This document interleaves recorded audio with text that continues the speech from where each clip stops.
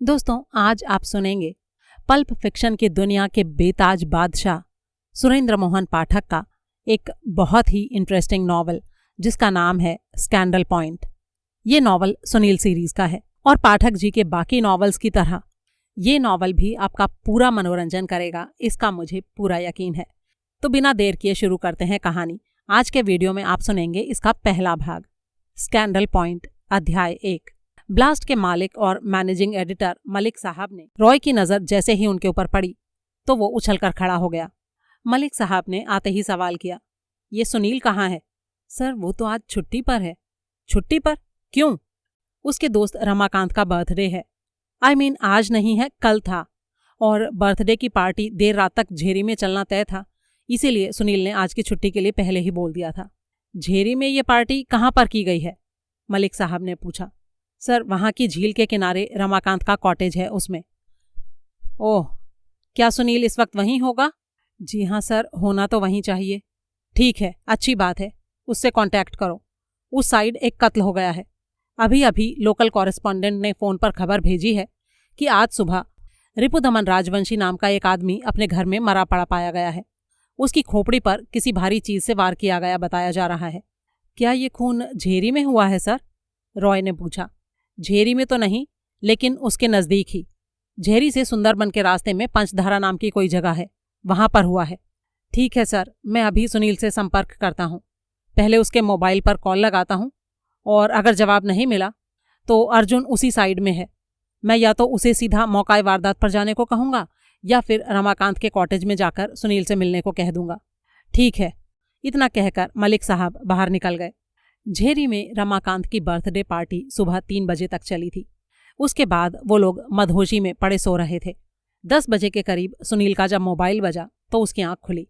Murder शब्द सुनते ही वो एकदम से सचेत हो गया और उसने गौर से हर बात सुनी। रमाकांत पहले से ही जाग रहा था और वो सुनील की सारी बातें सुन रहा था।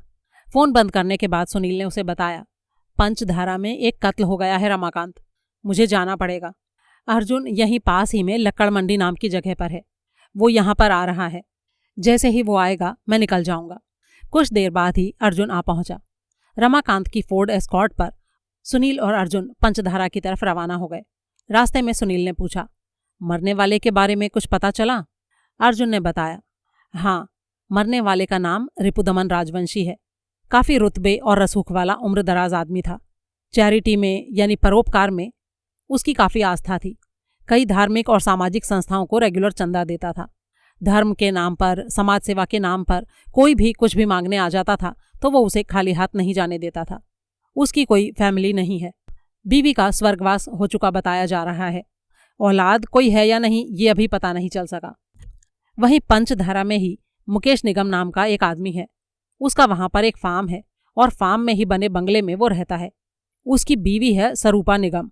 वो मरने वाले की करीबी बताई जा रही है, लेकिन ये नहीं पता कि वो रिश्तेदार है या कोई खास जानने वाली है। उनके फार्म से 1 किलोमीटर की दूरी पर सोलर पॉइंट करके एक जगह है, वहां पर एक ही बिल्डिंग है और वो बिल्डिंग इस मरने वाले आदमी की ही थी। सुनील ने कुछ सोचते हुए कहा, सोलर पॉइंट, ये नाम तो कुछ सुना सुना सा लग रहा है। असल में गुरुजी उसे सोलर पॉइंट से ज्यादा स्कैंडल पॉइंट कहते हैं लोग, और वो इसलिए कि मकतूल के वहां जाकर बसने से पहले काफी लंबे अरसे तक वो जगह खाली पड़ी रही थी। सुंदरबन में नवंबर में जब ट्राउट फिशिंग का सीजन शुरू होता है तो वहां पर काफी रौनक रहती है। फिशिंग के शौकीन तो इधर आते ही हैं, पैदल या मोटर बाइक पर नौजवान लड़के लड़कियां भी काफी आते रहते हैं, और इसीलिए लोग उसे सोलर पॉइंट की बजाय स्कैंडल पॉइंट के नाम से ज्यादा जानते हैं। आज सुबह सवेरे ही सरूपा निगम वहां गई थी। उसी ने रिपुदमन राजवंशी को अंदर मरा पड़ा पाया। वो चिल्लाती हुई वहां से भागी तो वापस पंचधारा आकर ही उसने दम लिया। उनके फार्म के करीब ही ज्ञानचंद नाम का एक आदमी रहता है।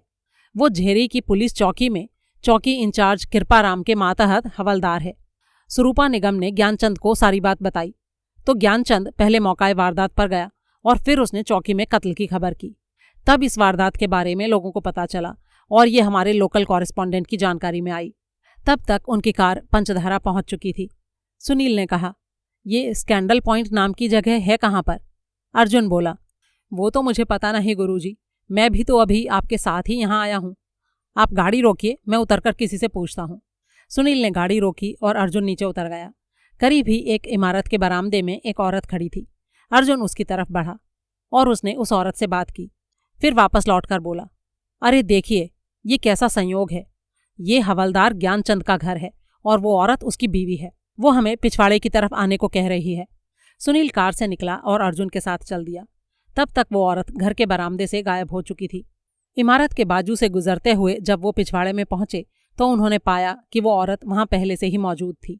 उसने एक तरफ इशारा करते हुए कहा, वो रास्ता देख रहे हैं आप, जो नीचे ढलान में उतर रहा है और जो आगे जाकर ऊपर को उठता दिखता है? बस इसी रास्ते के सिरे पर सोलर पॉइंट है और वहां पर एक ही बिल्डिंग है जो पेड़ों की वजह से यहां से आपको दिखाई नहीं देगी। सुनील ने सवाल किया, लेकिन रास्ते में और कोई इमारतें तो होंगी? जी नहीं। क्या वाकई? सुनील ने हैरानी से कहा, ये मिस्टर राजवंशी ऐसी उजाड़ जगह पर रहते थे? जी हाँ, उनको एकांत काफी प्रिय था, इसलिए। अच्छा, इस रास्ते पर कार तो नहीं जा सकती होगी ना? सुनील ने पूछा। जा तो सकती है सर, लेकिन मैं कार पर जाने की राय नहीं दूंगी, क्योंकि सड़क कच्ची है और घोड़ा गाड़ी आने जाने की वजह से सड़क पर कई जगह गड्ढे भी हैं। इसीलिए पैदल जाना ही ठीक रहेगा। ज्यादा दूरी नहीं है, मुश्किल से 1 किलोमीटर होगी। उसका शुक्रिया अदा करके दोनों आगे बढ़ गए। काफी दूर चलने के बाद रास्ता अचानक एक खुले गोलाकार विशाल अहाते में खत्म हो गया। उसके बीचों बीच एक 2 मंजिला इमारत खड़ी थी। इमारत के गिर्द कभी किसी जमाने में खूबसूरत बगीचा रहा होगा, लेकिन इस वक्त वहां बेतरतीबी से उगी बेलें और झाड़ियां ही दिखाई दे रही थीं। सुनील के मुंह से निकला, ये तो उजड़ा चमन है और वाकई स्कैंडल पॉइंट जैसा ही है। अर्जुन ने भी खोई खोई से स्वर में कहा, ये जगह तो गुरुजी कत्ल के लिए नहीं, खुदकुशी के लिए फिट लगती है। कोई आदमी जिंदगी से परेशान हो तो यहाँ इतने चैन से मर सकता है कि बस मरने का मजा ही आ जाए। लेकिन गुरुजी, ये अंदर से आवाजें कैसी आ रही हैं? लगता है पुलिस पहुंच गई है चेले। झाड़ झंकार से बचते दोनों इमारत के करीब पहुंचे। सामने का दरवाजा बंद था। घूमकर वो दोनों पिछवाड़े की तरफ पहुंचे। पीछे का दरवाजा खुला था। वहां से उन्होंने भीतर कदम रखा। अंदर इमारत ऐसी साफ सुथरी थी जैसे हाल ही में उसकी झाड़ बुहार की गई हो। उनके कदमों की आहट सुनकर एक पुलिस वाला वहां आ गया। सुनील ने कहा, कैसे हो तू राम? होतू राम हवलदार ने आश्चर्य से उन दोनों को देखा, फिर बोला, सुनील बाबू, आप इतनी जल्दी यहाँ पहुंच गए? अरे भैया, नौकरी है, बजानी पड़ती है, क्या करें। लेकिन और तो कोई अखबार वाला पहुंचा नहीं, फिर आपको कैसे खबर लग गई? सुनील ने बड़े ही आराम से कहा, अरे आ जाएंगे और भी। इश्क मुश्क और कत्ल कहीं छुपाए छुपते हैं भला। अच्छा ये बताओ हवलदार, क्या यहाँ पर सिर्फ तुम ही हो या कोई और भी है? जी एसआई साहब भी हैं। एसआई साहब यानी कि चौकी इंचार्ज कृपाराम जी? जी हाँ। ओह अच्छा, अभी तक क्या तफ्तीश की उन्होंने? कुछ नहीं सर, बस डॉक्टर का इंतजार कर रहे थे हम लोग, वो अभी पहुंचा ही है। क्या पुलिस का डॉक्टर है? सुनील ने पूछा। अजी पुलिस का डॉक्टर तो पता नहीं कब पहुंचेगा, एक लोकल डॉक्टर को बुलाया है टाउनशिप से। अच्छा ठीक है, ये बताओ लाश कहाँ है? हवलदार थोड़ा हिचकिचाया।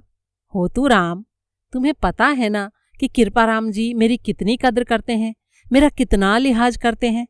और वैसे भी अगर वो तुम्हारे ऊपर नाराज हुए तो मैं खुद आकर कह दूंगा कि हम जबरदस्ती भीतर घुस आए थे, तुम्हारे ऊपर जरा भी आंच नहीं आएगी।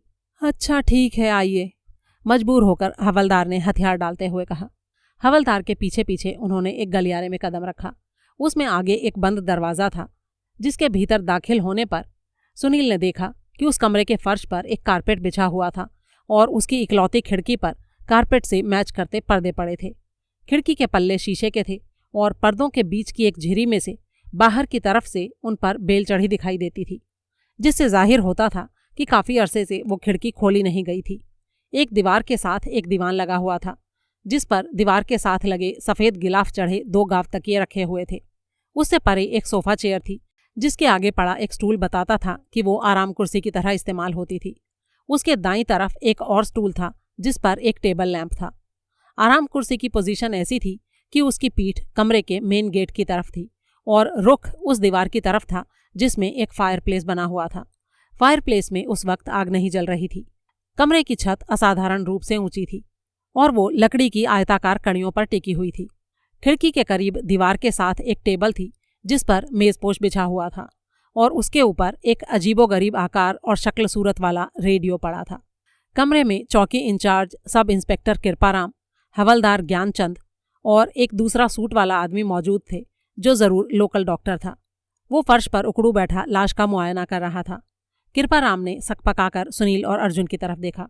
सुनील धीमे बड़े ही मीठे स्वर में बोला, नमस्ते कृपाराम जी, कैसे हैं? कृपाराम ने थोड़े अनमने भाव से कहा, आप यहां भी पहुंच गए सुनील बाबू। सुनील ने बड़े ही प्यार से कहा, हाय कैसा इत्तफाक है, मुझे देखकर ठीक यही बात हवलदार होतूराम के मुंह से भी निकली थी। लेकिन इतनी जल्दी? इससे पहले कि कृपाराम आगे कुछ कहता, सुनील ने कहा, अरे कृपाराम जी, चिंता क्यों करते हैं? कत्ल एक मेजर वारदात होती है जिसे मीडिया से छुपाया नहीं जा सकता। और फिर आप तो जानते ही हैं कि हमारा जो अखबार है वो हमेशा से प्रो कृपाराम रहा है, यानी इतने काबिल, मुस्तैद, झेरी की चौकी के इंचार्ज कृपाराम जी की काबिलियत का तरफदार रहा है। आपकी इन्वेस्टिगेटिंग स्किल के तो हम बड़े ही भारी प्रशंसक हैं। हम तो बस खाली देखने आए हैं कि आप इतने धांसू तरीके से काम करते कैसे हैं। आखिर हम जहां खड़े हैं बस वहीं खड़े रहेंगे, हिलेंगे भी नहीं वहां से, और तब तक इंतजार करेंगे जब तक आप अपनी मर्जी से प्रेस को कोई स्टेटमेंट जारी नहीं कर देते।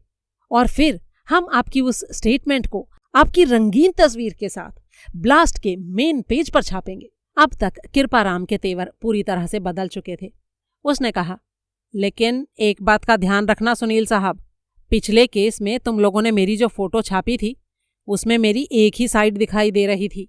वो क्या कहते हैं उस तस्वीर को, प्रोफाइल तस्वीर।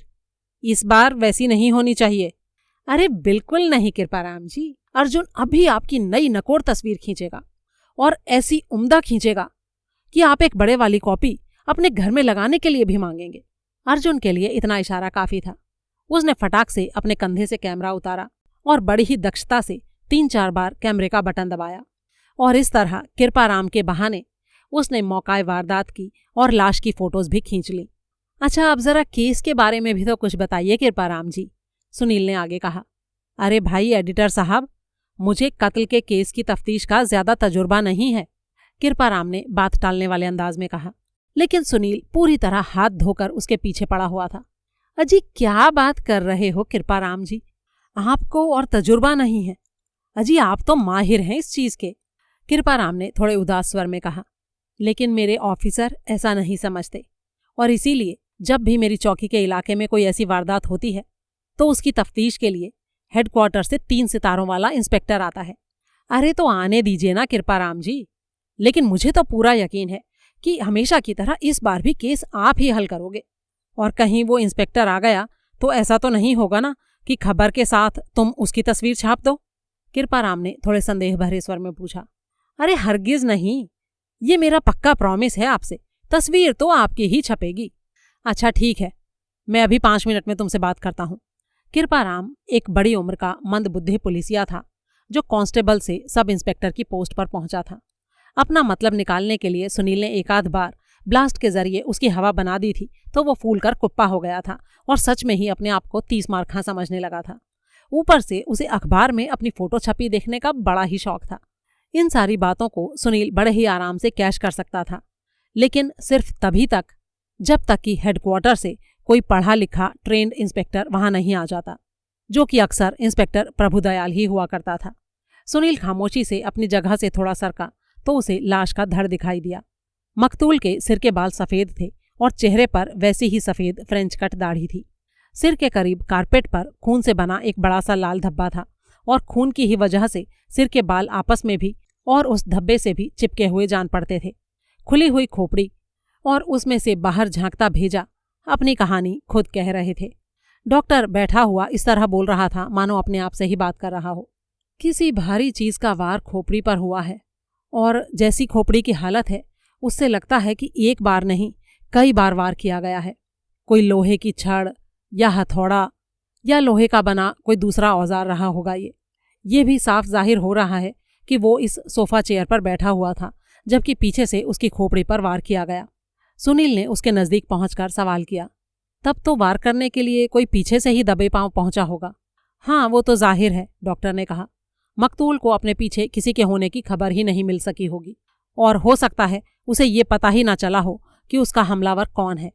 तभी अचानक सुनील ने कहा, अगर लोहे की छड़ से कत्ल किया गया हो सकता है तो फायरप्लेस के करीब दीवार के सहारे एक छड़ खड़ी हुई है जो फायरप्लेस की आग को कुरेदने के काम आती है, जिसे पोकर कहते हैं। कृपाराम ने आगे जाकर छड़ का मुआयना किया, फिर बोला, ये तो आलाए कत्ल यानी कत्ल का हथियार मालूम नहीं पड़ता। अगर होता तो इसके ऊपर खून लगा होता और बाल भी चिपके होते। हो सकता है कातिल ने अपना काम करने के बाद छड़ को अच्छी तरह से पोंछकर निशानों को मिटा दिया हो, लेकिन इसके ऊपर धूल भी है। अगर कातिल ने इसे पोंछा होता तो धूल भी तो साफ हो गई होती। तभी अर्जुन दबे स्वर में बोला, गुरुजी, कुर्सी की पोजीशन कहती है कि इसके ऊपर बैठे मकतूल का मुंह आतिशदान की तरफ था। कातिल उसकी जानकारी में आए बिना छड़ तक कैसे पहुंचा होगा भला? इसके दो जवाब हो सकते हैं, सुनील ने कहा। या तो छड़ उस वक्त अपनी उस जगह पर नहीं थी, कुर्सी की पीठ के पीछे कहीं थी, या फिर मकतूल ने उस वक्त आंखें बंद कर रखी होंगी क्योंकि वो रेडियो सुन रहा होगा। रेडियो सुनते वक्त लोग अक्सर आंखें मूंद लेते हैं, खास तौर से तब जब रेडियो पर कोई मधुर संगीत बज रहा हो। कृपाराम ने ऊंची आवाज में कहा, ओहो, तब तो इस छड़ को कोई भी हाथ मत लगाना। चाहे ये आलाए कत्ल ना भी हो, लेकिन तो भी इसे बारीकी से जांच के लिए पुलिस की लेबोरेटरी में भेजा जाएगा। अच्छा डॉक्टर साहब, ये बताइए कि इसे मरे हुए कितना टाइम हो गया होगा? डॉक्टर ने कुछ सोचते हुए कहा, मेरे ख्याल से कम 9 घंटे और ज्यादा से ज्यादा 13 घंटे। कृपाराम ने अपनी घड़ी पर नजर डालते हुए हिसाब लगाते हुए कहा, इसका मतलब ये हुआ कि कत्ल पिछली रात 10 और 2 बजे के बीच किसी वक्त हुआ था। जिस तरह से वार किए गए हैं उससे लगता है कि वार होने के तुरंत बाद ही इसकी मौत हो गई होगी। जी हाँ, ऐसा ही है, डॉक्टर ने कहा और खड़ा हो गया। मेरा यहाँ अब कोई काम नहीं है, मैं चलता हूँ, उसने कहा। डॉक्टर के जाने के बाद सुनील ने कहा, सुना है लाश की खबर सरूपा निगम नाम की औरत को लगी थी जो कि हवलदार ज्ञानचंद के पड़ोस में रहती है। अच्छा, तुम्हें ये भी पता चल गया? कृपाराम ने कहा, अरे महाराज, ये छोटी सी जगह है और छोटी जगहों पर ऐसी खबरें बहुत तेज रफ्तार से फैलती हैं। तो अगर सारी बात आप मुझे अपनी जुबानी बता भी देंगे तो उसमें कोई हर्ज नहीं है। हाँ, हर्ज तो कोई नहीं है। अच्छा ठीक है, ये ज्ञानचंद बताएगा तुमको। हवलदार ज्ञानचंद थोड़ा हिचकिचाते हुए बोला, वो क्या है कि सुबह 8 बजे मैं अपने घर के बरामदे में बैठा हुआ चाय पी रहा था, तभी मिसेज निगम वहां पहुंची। उनके होश उड़े हुए थे, चेहरा कागज की तरह सफ़ेद था और मुंह से बोल नहीं निकल रहा था। बड़ी मुश्किल से वो बता पाई कि पिछली रात मकतूल यानी रिपुदमन राजवंशी अपने सोलर पॉइंट वाले घर में अकेला था और इसीलिए आज सुबह वो उसके लिए चाय नाश्ता वगैरह तैयार करने के लिए वहां पहुंची थी और पिछवाड़े के दरवाजे से भीतर दाखिल हुई थी। पिछवाड़े के दरवाजे से क्यों? सुनील ने पूछा। वो इसलिए क्योंकि पिछवाड़े के दरवाजे की चाबी उसके पास थी। वो चाबी उसके पास क्यों थी? सुनील ने फिर से टोका। अरे भाई, वो तो पता लगाएंगे ना अभी, लेकिन मुझे लगता है कि किसी वजह से मकतूल ने ही वो चाबी मिसेज निगम को दी हुई होगी, कृपाराम ने कहा। अच्छा, सामने वाले दरवाजे की क्या पोजीशन देखी थी आप लोगों ने? अर्जुन ने पूछा। सामने वाला दरवाजा मजबूती से बंद मिला था हमें। उसके ऊपर गॉडरेज का ऑटोमेटिक स्प्रिंग लॉक फिट है जो दरवाजा भिड़काने पर अपने आप बंद हो जाता है, लेकिन खोलना चाबी लगाकर पड़ता है। क्या पिछवाड़े का ताला भी ऐसा ही है? सुनील ने पूछा। जी नहीं, वो ऑटोमेटिक वाला नहीं है, वो नॉर्मल ताला है। तो इसका मतलब ये हुआ कि कत्ल के बाद यहाँ के अगले और पिछले दोनों दरवाजे मजबूती से बंद थे, जिनमें से पिछवाड़े वाला दरवाजा सरूपा निगम ने आज सुबह यहाँ आकर अपने पास मौजूद चाबी से खोला था। हाँ, ऐसा ही है सुनील साहब, कृपाराम ने कहा। क्या इमारत में दाखिले के लिए कोई और भी दरवाजा है यहाँ? नहीं साहब, बस आगे पीछे 2 ही दरवाजे हैं। तो फिर कातिल भीतर कैसे दाखिल हुआ होगा अगर दोनों दरवाजे बंद थे तो? कृपाराम ने कुछ सोचा, फिर बोला, हो सकता है मकतूल ने उसके लिए सामने वाला दरवाजा खोला हो। तब तो इसका मतलब हमलावर कोई अजनबी नहीं हो सकता जो कि चुपके से मकतूल की जानकारी में आए बिना उसके पीछे पहुंचकर उसकी खोपड़ी पर वार कर दे। ये बात सुनकर कृपाराम थोड़ा गड़बड़ा गया। उसके चेहरे पर उलझन के भाव उभर आए। सुनील ने हवलदार ज्ञानचंद से पूछा, हाँ तो तुम क्या कह रहे थे, आगे तो बताओ। ज्ञानचंद ने कहा, मिसेज निगम ने मुझे बताया कि पिछवाड़े के रास्ते से वो किचन में पहुंची। फिर उसने किचन में गैस का चूल्हा जलाया, उस पर चाय बनाने के लिए पानी की केतली रखी और फिर ऊपर पहली मंजिल पर जाकर मकतूल के बेडरूम के बंद दरवाजे पर दस्तक दी ताकि वो जाग जाए और चाय पीने के लिए तैयार हो जाए। जब दस्तक से कोई जवाब नहीं मिला तो उसने दरवाजे को धक्का दिया। दरवाज़ा खुला हुआ था भीतर जाकर उसने पाया कि बेडरूम खाली था। उसे ये लगा कि मकतूल पहले ही जाग गया था। मिसेस निगम को पता था कि जाग जाने के बाद वो नीचे आकर इसी कमरे में बैठता था। वो नीचे आई तो यहाँ इस कमरे में पहुंची और उसने मकतूल को फर्श पर खूनम खून पड़े पाया। वो कहती है कि मकतूल की आंखें एकदम पथराई हुई थीं और साफ पता लग रहा था कि वो मरा पड़ा था। वो चिल्लाती हुई यहाँ से भागी तो सीधे पंचधारा पहुंचकर ही उसने दम लिया।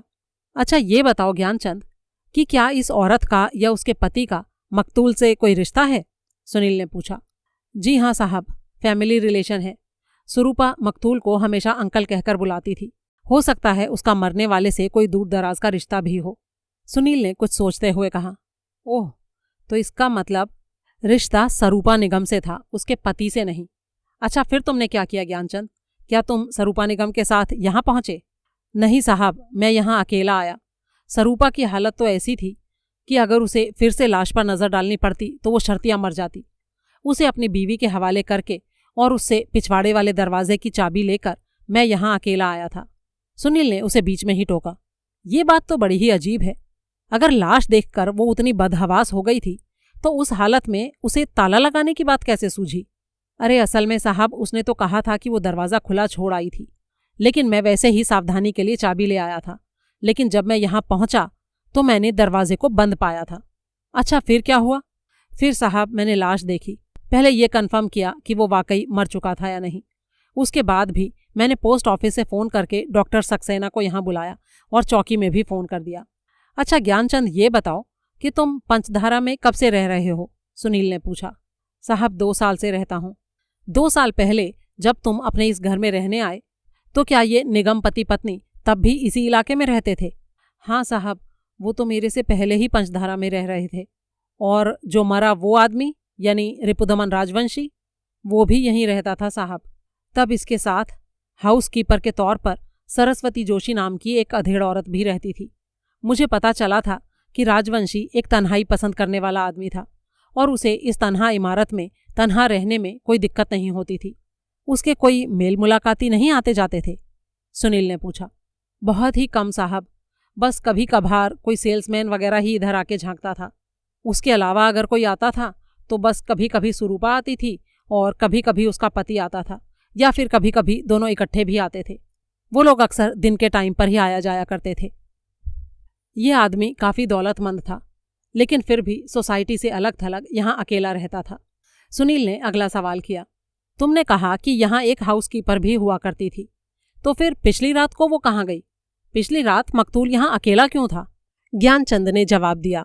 मेरे घर के बाजू में काफ़ी अरसे से एक मकान खाली पड़ा था जिसे कि मकतूल ने खरीद लिया था। पिछले साल उसने हाउसकीपर सरस्वती जोशी को यहाँ की सेवा से मुक्त कर दिया था और जब तक ये फिर यहाँ ना रहने लगता और उसे हाउसकीपर की ज़रूरत महसूस ना होती तब तक उसने उसे रहने के लिए उस मकान में भेज दिया था और खुद इस घर को लॉक करके निगम दंपत्ति के साथ रहने चला गया था। तो इसका मतलब ये हुआ कि वो हाउसकीपर तुम्हारी पड़ोसन है और पिछले साल से मरने वाला भी तुम्हारे आसपास ही कहीं बसा हुआ था? सुनील ने पूछा। जी हाँ साहब। कहाँ पर? निगम फार्म में, जो मेरे घर के करीब उससे जरा सा ही दूरी पर है। फार्म पर ही एक छोटा सा बंगला है जिसमें निगम पति पत्नी रहते हैं और मकतूल भी आजकल उन्हीं के साथ रह रहा था। ऐसा क्यों भला? क्या वो अपनी यहाँ की तन्हा जिंदगी से परेशान हो गया था? सुनील ने पूछा। असली वजह तो साहब वो खुद ही जानता होगा, लेकिन उसके यहाँ रहना छोड़ने से भी पहले यहाँ के इलाके में एक खास अफवाह फैली हुई थी और वो ये कि ये घर भूतिया था। इस बारे में काफी खुसर पुसर होती रहती थी यहाँ पर। कृपाराम ने कहा। यहाँ का माहौल ही ऐसा है सुनील बाबू, एक नजर देखने में तो ये घर भूतों का बसेरा ही लगता है। अरे लगता ही तो है थोड़े ही, सुनील ने चिढ़ते हुए कहा। क्या पता साहब हो भी, अफवाहें यूं ही तो नहीं फैलती ना, उनकी कोई बुनियाद भी तो होती है। सुनील ने थोड़ा और चिढ़कर पूछा। तो आपको क्या लगता है कि यह कत्ल किसी भूत ने किया है? अरे नहीं साहब, भूत पीछे से वार करके खोपड़ी तोड़कर कत्ल नहीं करते और भूत ताले भी नहीं खोलते। वो तो हवा के झोंके की तरह बस अंदर आ जाते हैं। बिल्कुल सही कहा कृपाराम। इसलिए इस भूतों की बात को तो अब जाने ही दो और ये सोचो कि कत्ल अगर किसी इंसान ने किया है तो वो जरूर मरने वाले का कोई दुश्मन ही होगा। इस पूरे इलाके में या आसपास ऐसा कोई दुश्मन है तुम्हारी नज़र में? नहीं साहब, मेरी नज़र में कहाँ से होगा, ये तो ज्ञानचंद ही बता सकता है। सुनील ने ज्ञानचंद की तरफ देखा। उसने भी तुरंत इनकार में सिर हिला दिया। सुनील ने अगला सवाल किया, जैसा दान देने वाला और धर्म कर्म वाला आदमी आप इसे बताते हैं, उसके हिसाब से तो इसे इस इलाके में काफी पॉपुलर होना चाहिए था और सबका प्यारा भी। ज्ञानचंद ने जवाब दिया, ऐसा तो नहीं था साहब। ऐसा होने के लिए लोगों से मिलते जुलते रहना पड़ता है, लेकिन ये तो बड़ी मुश्किल से ही किसी से मिलता जुलता था। खुद तो ये किसी के पास कभी जाता ही नहीं था। कोई इसके पास पहुंच जाए तो बस उससे मिल लिया करता था। लेकिन फिर भी अगर लोग बाग कभी इसका जिक्र करते थे तो इज्जत से ही करते थे। यानी लोकप्रिय भले ही नहीं था, लेकिन इज्जतदार था, और वो अपनी उदारता की वजह से ही, अपनी चैरिटी के कारण। हाँ, हो सकता है, लेकिन एक बात मुझे अभी भी उलझन में डाल रही है हवलदार साहब। अगर मकतूल अपनी हाउस कीपर को डिसमिस करके और इस जगह को लॉक करके निगम्स के साथ रहने के लिए चला गया था और पिछले साल से वहीं पर था, तो फिर पिछली रात को ये अकेला यहाँ क्या कर रहा था? आज सुबह अगर सरूपा निगम इसका ब्रेकफास्ट बनाने के लिए यहाँ आई थी तो जाहिर है कि पिछली रात को ही ये यहाँ आया था।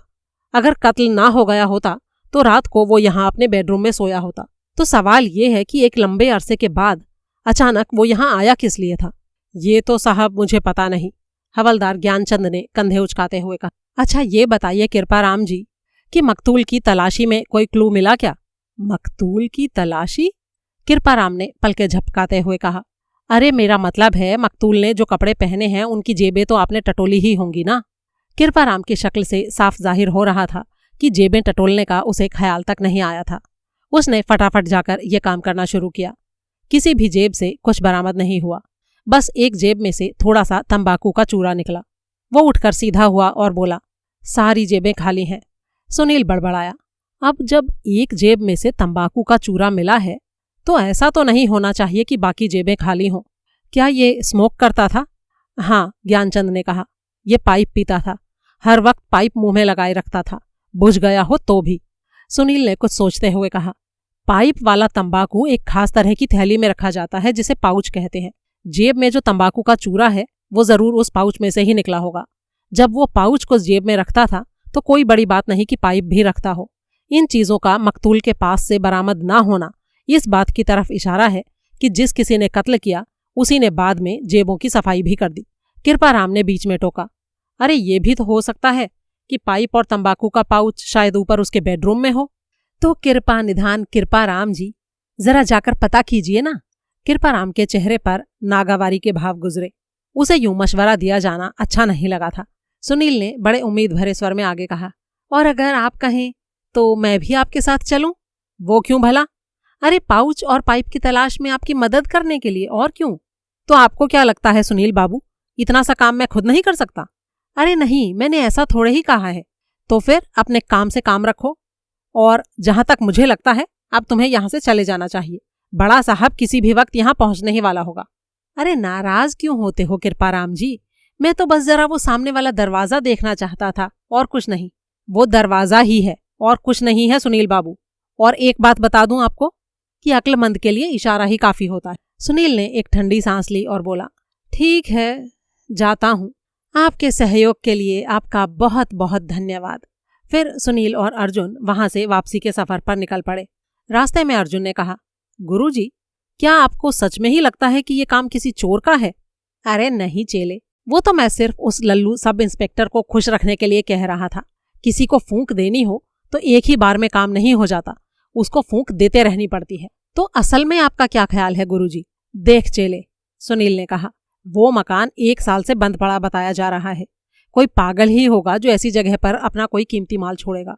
किसी चोर को वहां से कुछ मिलने की उम्मीद होती तो अब तक 100 बार वहां के ताले टूट चुके होते। और वैसे भी किसी चोर को अगर वहां से कोई उम्मीद थी भी तो वो भला वही खास दिन क्यों चुनेगा जिस दिन की मकान खाली ना हो?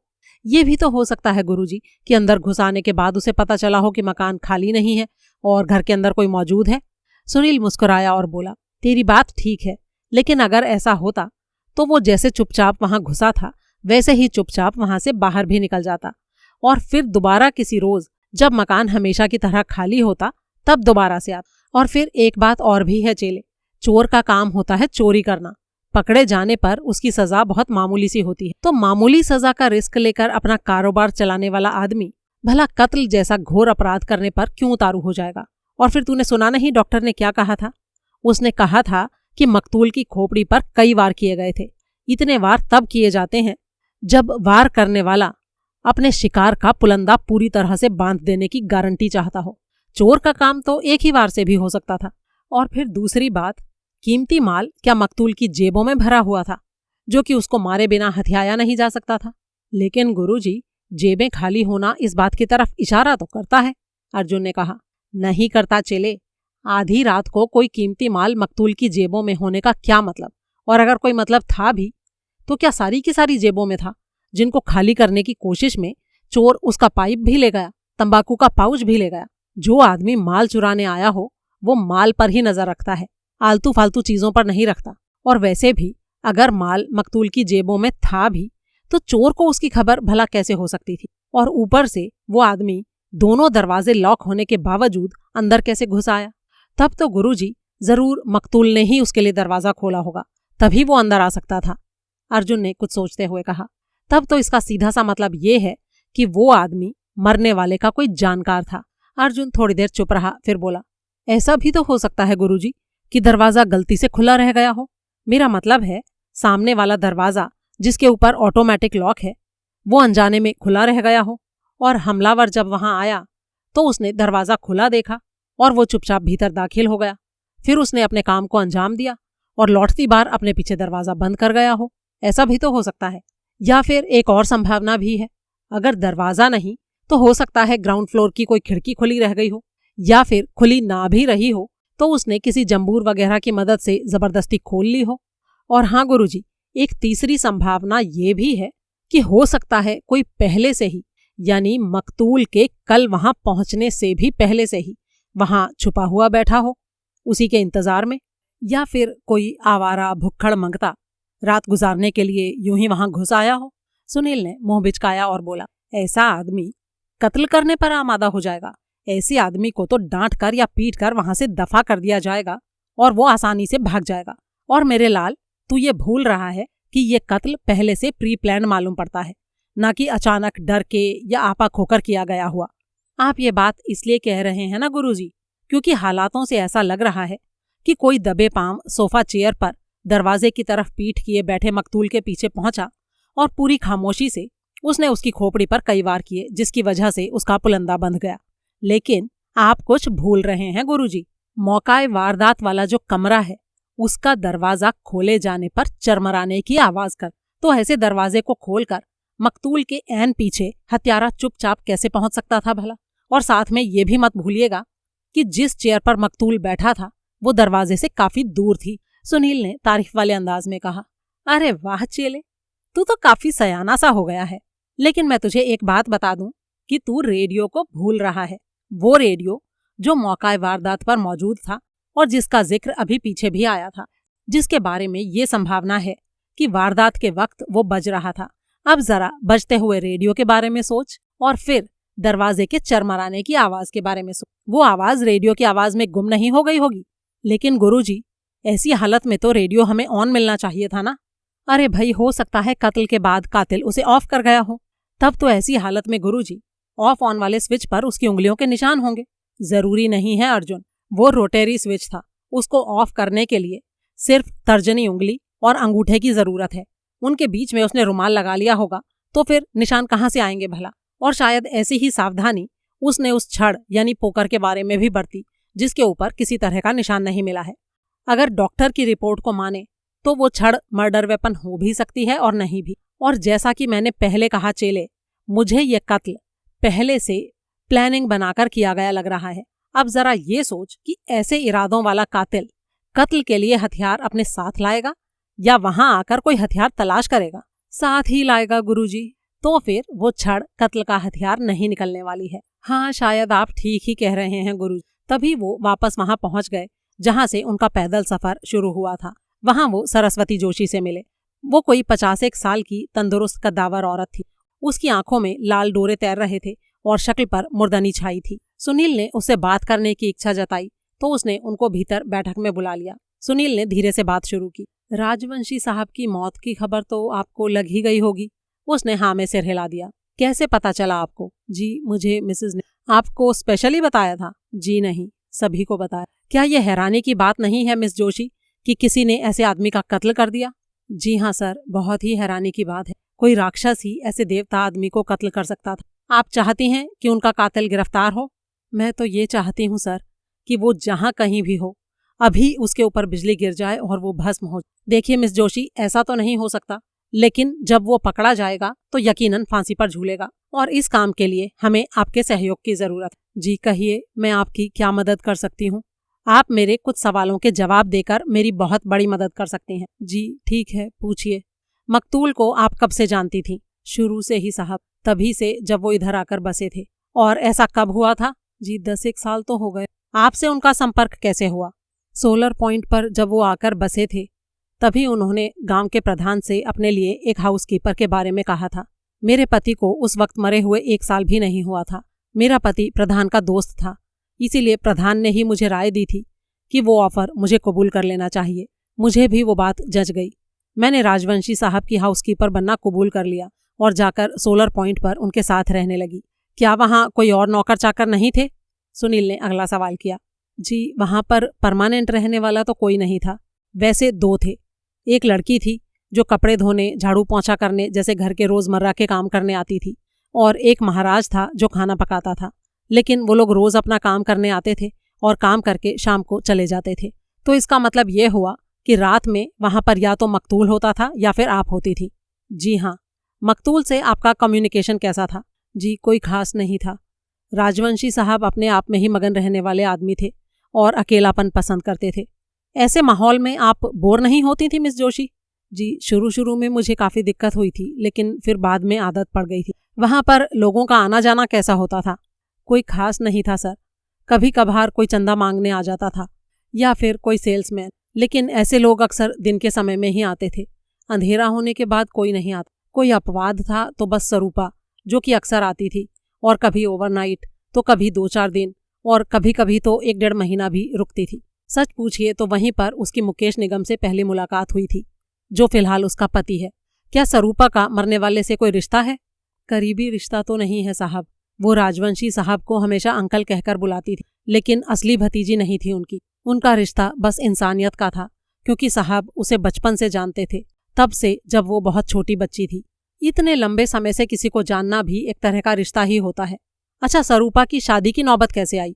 वो तो मुझे नहीं पता सर कैसे आई, बल्कि मुझे तो बड़ी ही हैरानी हुई थी जब मुझे पता चला था कि स्वरूपा मुकेश निगम से शादी करना चाहती थी। ऐसा क्यों भला? वो इसलिए साहब कि उसके मुकाबले में मुकेश निगम तो बस एवं ही था। ऊपर से हमेशा कहता था कि उसकी शादी करने की कोई मंशा ही नहीं थी, लेकिन फिर अचानक पता नहीं कैसे तैयार हो गया। एक तो दोनों की उम्र में ही इतना फर्क है। वो स्वरूपा से उम्र में बहुत बड़ा है और ऊपर से अक्सर बाहर जाता रहता है, लेकिन बीवी को कभी भी लेकर नहीं जाता। घर में रहता भी है तो बीवी से ज्यादा ध्यान अपनी वायरलेस की हॉबी और अपने फार्म की तरफ देता है। क्या उन दोनों के कोई बच्चे भी हैं? सुनील ने अगला सवाल किया। जी नहीं साहब, कभी कभी तो मुझे लगता है कि पता नहीं स्वरूपा ने इस आदमी से शादी की ही क्यों। गांव में भी इस बारे में कई बार चर्चा होती, तो लोग बाग कहते हैं कि स्वरूपा ने मुकेश निगम से शादी इसलिए की थी ताकि वो राजवंशी साहब के करीब रह पाए। अच्छा, इतना लगाव है उसे राजवंशी साहब से? सुनील ने हैरानी से पूछा। होगा ही साहब, तभी तो इतनी बड़ी कुर्बानी की वो बेमेल शादी करके। अच्छा ठीक है मिस जोशी, राजवंशी साहब के बारे में हमें कुछ और बताइए। सुना है वो विधुर थे? हाँ साहब, यहाँ आकर बसने से काफी पहले उनकी पत्नी का स्वर्गवास हो चुका था।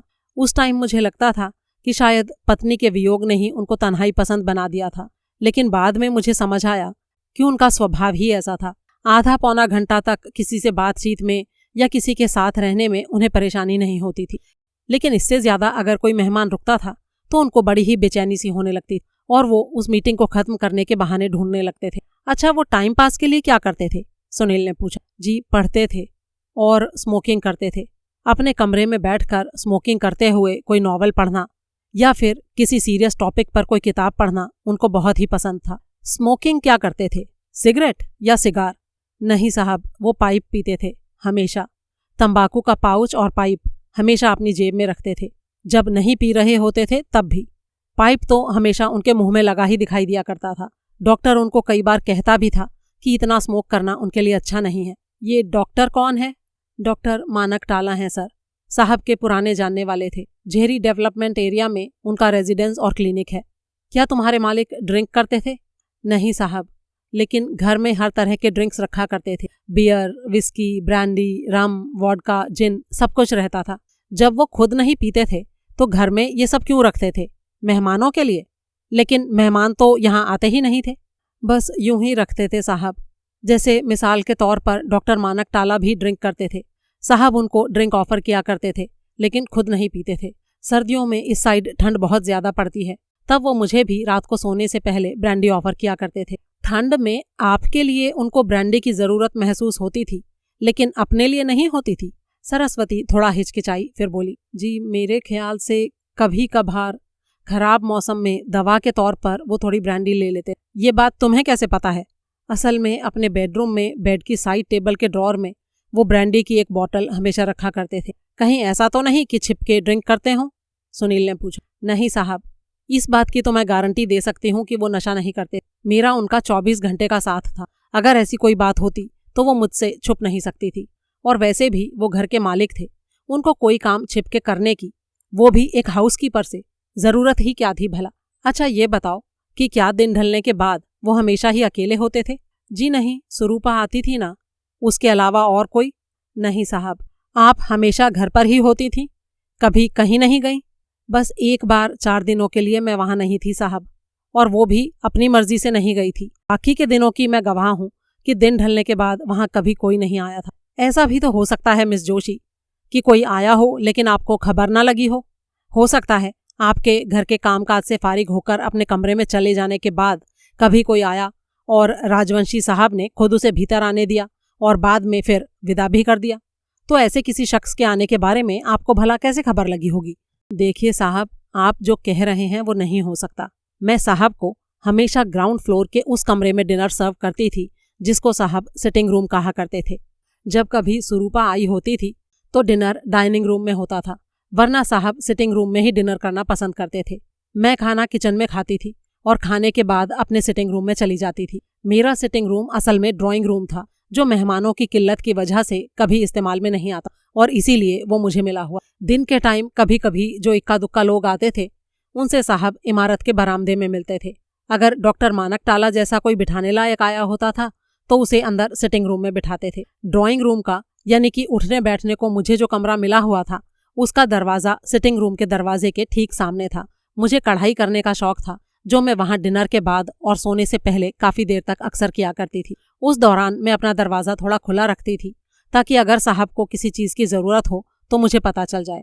इस लिहाज से ये हो ही नहीं सकता था कि वो अपना दरवाजा खोलें और मुझे खबर ना लगे। वैसे भी खोले जाने पर वो दरवाजा चरमराता है। चलो ठीक है, मान लिया, सुनील ने कहा, लेकिन आपके सो जाने के बाद भी तो कोई आया गया हो सकता है।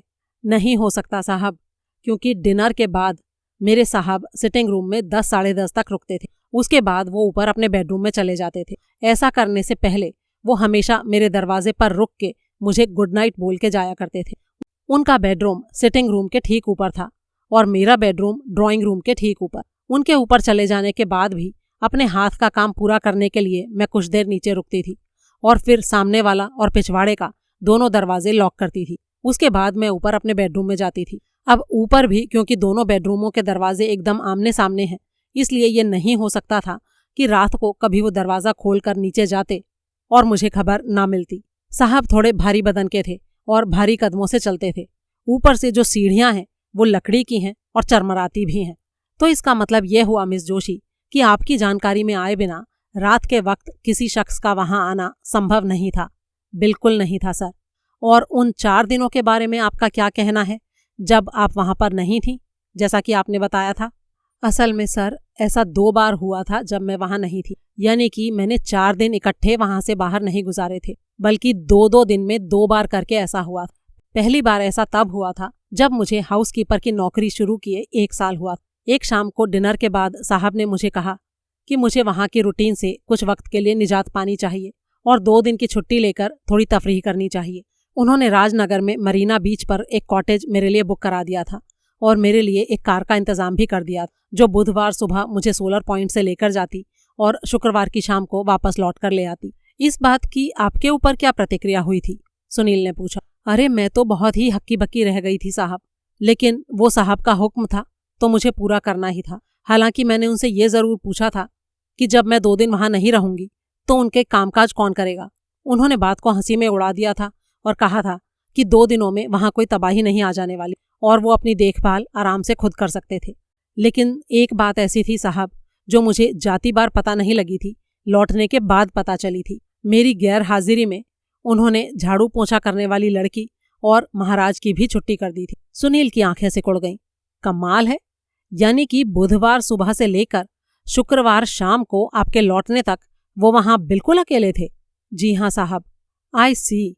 और ऐसा दूसरा वाकया कब और कैसे हुआ था?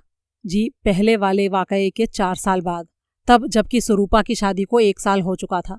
तब भी उन्होंने पिकनिक मनाने मुझे राजनगर भेज दिया था और दोनों नौकरों की भी छुट्टी कर दी थी। सुनील ने अगला सवाल किया, क्या तब स्वरूपा अपने पति के साथ यहीं रहती थी जहां की वो लोग अब रहते हैं, यानी आपके पड़ोस में? जी हाँ साहब। तो हो सकता है उन्होंने पीछे स्वरूपा को अपने पास बुला लिया हो। मैंने खास तौर से स्वरूपा से इस बारे में सवाल किया था साहब, लेकिन राजवंशी साहब ने ऐसा कुछ नहीं किया था। सुनील ने कुछ सोचते हुए कहा, लेकिन इस बात का मतलब क्या हुआ?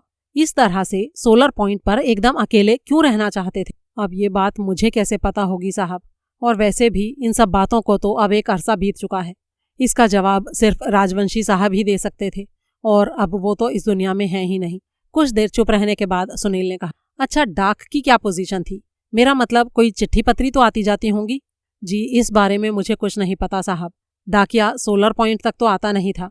सुबह 10 बजे उसका यहाँ पंचधारा पहुंचना निर्धारित होता था और साहब का ये नियम था कि चाहे आंधी हो या तूफान, रोज सुबह डाक का पता करने के लिए वो खुद यहाँ आया करते थे। अगर उनको अपनी कोई चिट्ठी डालनी होती थी तो वो भी यहीं डालते होंगे, क्योंकि लेटर बॉक्स तो यहीं है।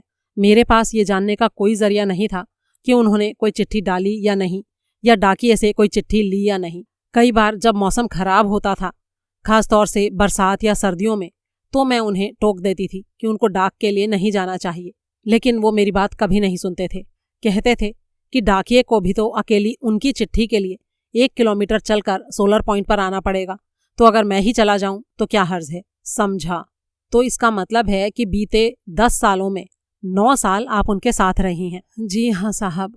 और अगर वो अपना घर छोड़कर स्वरूपा के साथ रहने ना चले गए होते तो आज भी मैं उनके साथ होती और तब शायद ये हादसा नहीं हुआ होता। मैंने उनसे कई बार प्रार्थना की थी कि वो उस अकेली जगह में रहना छोड़ दें और झेरी में जाकर रहें, वहां नहीं तो यहाँ पंचधारा में रहें। पिछले साल यहाँ एक मलयाली साहब का बंगला खाली था जिसको वो किराए पर देना चाहता था। साहब उसको किराए पर लेने को तैयार भी हो गए थे, लेकिन स्वरूपा ने जिद करके उनको मना लिया कि वो उसके घर में उसके साथ ही रहें, और इस तरह जैसे तैसे करके साहब ने सोलर पॉइंट का पीछा छोड़ दिया। लेकिन पता नहीं कल रात फिर से वहां क्यों पहुंच गए। अगर पीछा छोड़ा ही रहने देते तो आज जिंदा होते। अच्छा ये बताइए मिस जोशी कि 9 साल तक सोलर पॉइंट पर रहने के बाद आखिरकार उन्होंने वो जगह क्यों छोड़ी? ये तो मुझे पता नहीं साहब। हो सकता है बढ़ती उम्र के कारण छोड़ दी हो। वो 65 पार कर चुके थे। हो सकता है अकेले रहने से परेशान हो गए हों और उनको ये एहसास होने लगा हो कि उस उम्र में उनका कोई अपना उनके नज़दीक होना चाहिए। कोई अपना? तुम्हारा मतलब है स्वरूपा? हाँ साहब, और कौन भला। एक और दिक्कत ये भी थी साहब कि उनकी नज़रें कमज़ोर होने लगी थी। इसकी वजह से पढ़ने में दिक्कत होने लगी और इसीलिए मुकेश निगम ने उनका दिल बहलाने के लिए एक तरकीब निकाली थी। उसने साहब को एक रेडियो बनाकर दिया। क्या ये वही रेडियो था मिस जोशी जो नीचे वाले उस कमरे में पड़ा था जो तुम्हारे साहब का सिटिंग रूम था? हाँ साहब, वही था। वायरलेस मुकेश निगम की हॉबी है। उसने शायद इस टेक्निक पर कोई छोटा मोटा कोर्स भी किया हुआ है। अच्छा, तो तुम्हारे साहब दिल बहलाने के लिए रेडियो सुना करते थे? हाँ साहब, जब पढ़ नहीं पाते थे तब तो जरूर ही सुनते थे। डिनर के बाद कई बार तो मुझे भी बुला लिया करते थे। क्या क्या चीजें सुनते थे वो? म्यूजिक सुनते थे सर, और न्यूज, और जो भी उनके मन को अच्छा लगे। अच्छा ये बताओ, सोलर पॉइंट छोड़ने का ख्याल पहली बार उनके मन में कब आया था? जी कोई 1.5 साल पहले। क्या उन्होंने ऐसा अपने मुंह से कहा था? मुंह से तो नहीं कहा था साहब, लेकिन मुझे उनके मिजाज में बदलाव दिखने लगा था और उससे मुझे यही लगा था कि उनका मन अब सोलर पॉइंट से उचाट होने लगा था। क्या बदलाव दिखा था तुम्हें? सुनील ने पूछा। वो सिटिंग रूम में रेडियो सुनते बैठे रहते थे। कोई प्रोग्राम उनकी पसंद का ना हो तो भी बैठे सुनते रहते थे, लेकिन वो सिलसिला 11 बजे तक ही चलता था। ऐसा क्यों भला? वो इसलिए साहब क्योंकि वो घर का बना रेडियो जो स्टेशन पकड़ता था वो बस रात को 11 बजे तक ही चलते थे। उसके बाद वो वहीं बैठे सोचते रहते थे। स्मोकिंग भी बहुत ज्यादा करने लगे थे। स्वभाव भी एकदम चिड़चिड़ा सा हो गया था। जब सुबह उठते थे तो एकदम थके हारे और अलसाए से लगते थे। मैंने एक बार इस बारे में टोका तो पता चला कि वो परेशान थे और रात को ठीक से सो भी नहीं पाते थे। कई बार तो ऐसे बेबस दिखाई पड़ते थे कि देखकर दिल को बड़ी ही तकलीफ होती थी। कई बार ऐसा लगता था जैसे ध्यान में डूबे हुए हों या कान लगाकर कुछ सुन रहे हों। कई बार तो मेरी मौजूदगी में ही बोलते बोलते अचानक चुप हो जाते थे और कान खड़े करके ऐसे दिखाते थे जैसे उन्होंने किसी को पुकारते सुना हो। क्या उनको सुनाई ठीक से देता था? सुनील ने पूछा। नहीं साहब, ऊंचा सुनते थे। वो बार बार ऐसा कहते थे कि कोई उन्हें पुकार रहा है। शुरू शुरू में तो मुझे भी अक्सर लगता था कि कहीं से कोई आवाज आ रही है। फिर मैं उठ उठ कर बार बार खिड़कियां दरवाजे चेक करती थी। फिर धीरे धीरे मुझे ऐसी आवाजों की आदत पड़ गई। असल में ये आवाजें और कुछ नहीं, हवा की सरसराहट से या पेड़ पौधों के हिलने से या टहनियों के शीशों से टकराने से या लकड़ी के चरमराने से पैदा होती थी। रात में शुरू में कई बार मुझे लगता था कि कोई खिड़की खोलकर अंदर आने की कोशिश कर रहा था, लेकिन फिर जब उठकर देखती थी तो पता चलता था कि बाहर किसी पेड़ की लचकीली डाली हौले हौले बंद खिड़की के शीशों से टकराती होती थी। देवदार के पेड़ों के हिलने से तो ऐसी आवाज निकलती थी जैसे कोई खिड़की के बाहर खड़ा सीटी बजा रहा हो या दबी आवाज में पुकार रहा हो। ऐसे डरावने माहौल में कभी आपका दिल ये नहीं किया मिस जोशी कि आप उस जगह को छोड़ दें? अब झूठ क्या बोलूं साहब, शुरू में तो कई बार ऐसा मन करता था, लेकिन फिर आदत पड़ गई थी। लोग उस घर के बारे में कहते हैं कि वो भूतिया है। मेरे ख्याल से रात को होने वाली इन आवाजों की वजह से ही लोगों का ऐसा ख्याल बना होगा, है कि नहीं? हाँ साहब, लेकिन भूत कहाँ होते हैं आजकल की दुनिया में। ये तो बस मानने वालों के दिमाग का वहम है। मानने वालों से क्या तुम्हारा मतलब है राजवंशी साहब से? सुनील ने पूछा। वैसे तो मेरे साहब पढ़े लिखे आदमी थे सर, वो भी कहाँ ही ये सब मानते होंगे, लेकिन उनके जीने का जो स्टाइल था मुझे लगता है उसने उनके दिमाग में कुछ खलल पैदा कर दिया। इसीलिए तो पिछले साल वहां रहना छोड़ने से कुछ अरसा पहले मैं रात को उनके कमरे से आती उनके कदमों की आहट को अक्सर सुना करती थी, जो कि अचानक खामोश हो जाया करती थी। जब कोई बहुत ही बेचैन होता है तब रातों को यूं उठ उठ कर टहलता है। उन दिनों वो सिलसिला इतना आम हो गया था कि जब अचानक उन्होंने वो घर छोड़ने का फैसला किया तो मैंने बड़ी ही राहत की सांस ली थी। लेकिन उसके बाद भी वो घर बेचने को तैयार नहीं थे। वो उसे इस तरह से छोड़कर गए थे कि जब चाहते वापस आकर वहां पहले की तरह रहने लगे। इसीलिए उन्होंने वहां की एक चीज भी अपने साथ ले जाने की कोशिश नहीं की थी। अच्छा ये बताइए मिस जोशी कि अगर वो वापस वहां पहुंच जाते तो फिर आपको भी काम करने के लिए वहां बुलाते, तो ऐसे में क्या आप वहां जाती? बड़ी खुशी से जाती साहब, बिना किसी हिचक के। अगर मुझे ये पता चला होता कि साहब कल वहां थे तो मैं खुद ही कल रात वहां पहुंच गई होती। क्या वो आपसे लगातार संपर्क बनाए रखते थे? बिल्कुल बनाए रखते थे साहब। अभी परसों ही तो मेरा हालचाल पूछने आए थे और चाय पीकर भी गए थे। क्या उन्होंने तब आपको नहीं बताया कि अगले दिन उनका सोलर पॉइंट पर जाने का प्रोग्राम है? नहीं बताया साहब। अगर बताया होता तो मैं भी वहां पर होती या फिर आप भी उनके साथ मरी पड़ी होती, सुनील ने बड़े ही ठंडे स्वर में कहा। सरस्वती ने चौंक कर सिर उठाया। सुनील उठकर खड़ा हो गया और बोला, अपना वक्त देने का शुक्रिया सरस्वती जी। आप अपने मालिक की इतनी वफादार थीं, उनका भला चाहने वाली थीं, इसीलिए उनके इस अंजाम से आप इतनी दुखी हैं। लेकिन अपने दिल को थोड़ी तसल्ली दीजिए, जिसकी मौत आई होती है उसे कोई नहीं रोक सकता। अब हम चलते हैं, नमस्ते। और फिर सुनील और अर्जुन बाहर निकल गए। निगम फार्म वहां से कोई 500 गज दूर एक ढलान वाली सड़क पर था और चारदीवारी से घिरा हुआ था। चारदीवारी में लोहे का एक फाटक था जिसके ऊपर निगम फार्म पंचधारा लिखा हुआ था। फाटक के साथ एक कॉल बेल थी। अर्जुन ने उसे दबाया तो अंदर से एक मेड आई। सुनील ने उसे अपने आने का मकसद बताया और वो उनको अपने साथ अंदर ले गई। कुछ देर बाद सरूपा निगम उनसे मिलने के लिए ड्राइंग रूम में आई। उसकी उम्र कोई 30 साल होगी। वो काफी खूबसूरत थी और उसके चेहरे पर गम के बादल छाए हुए थे। बातचीत शुरू करने से पहले सुनील ने उसे अपना परिचय दिया और एक विजिटिंग कार्ड पेश किया। फिर उसने सहानुभूति भरे स्वर में कहा, बहुत ही दिल दहलाने वाली घटना घटी है ये। आप सदमे की हालत में हैं। ऐसे में आपसे इंटरव्यू की मांग करना हमारी खुदगर्जी है, लेकिन क्या करें, हमारा प्रोफेशन ही ऐसा है। और वैसे भी पुलिस भी आती ही होगी आपका बयान लेने के लिए, इसीलिए हमने सोचा। कोई बात नहीं मिस्टर सुनील, आई अंडरस्टैंड। पूछिए क्या पूछना चाहते हैं। आपके हस्बैंड कहाँ हैं? आप उन्हें भी यहाँ बिठा सकती हैं। वो यहाँ नहीं है मिस्टर सुनील, बाहर गए हुए हैं। अभी तो उन्हें अंकल के बारे में खबर भी नहीं लगी होगी। जी हाँ, वो तो है। अभी तो इलाके में भी खबर पूरी तरह से नहीं फैली है, तो बाहर तो कहाँ ही पहुंची होगी। जी हाँ मिस्टर सुनील, और जब उन्हें पता लगेगा तो वो मुझे ही इस बात के लिए दोषी ठहराएंगे। वो कहेंगे कि मैंने अंकल को उस भूत बंगले में अकेले क्यों जाने दिया। तो आपने उनको क्यों जाने दिया? सुनील ने पूछा। क्योंकि उनकी जिद थी अकेले जाने की, जिसके आगे मेरी एक नहीं चली। तब तो इसमें आपका कोई दोष हुआ ही नहीं मिस स्वरूपा। आपको भला थोड़े ही पता था कि वहां उनके साथ ऐसा कुछ हो जाएगा। क्या वो पिछले 1 साल से यहाँ आपके साथ रह रहे थे? जी हाँ। क्या उनके पास काफी दौलत थी? जी हाँ। ये दौलत कहाँ से आई थी? उनको विरासत में मिली थी या उन्होंने खुद कमाई थी? जी, खुद कमाई थी। उनके पिता तो राजनगर में एक मामूली क्लर्क थे। मेरे अंकल एक सेल्फ मेड मैन थे, जिन्होंने अपनी मेहनत के बल पर ये सारी दौलत और मुकाम हासिल किया था। क्या वो आपके सगे अंकल थे मिस?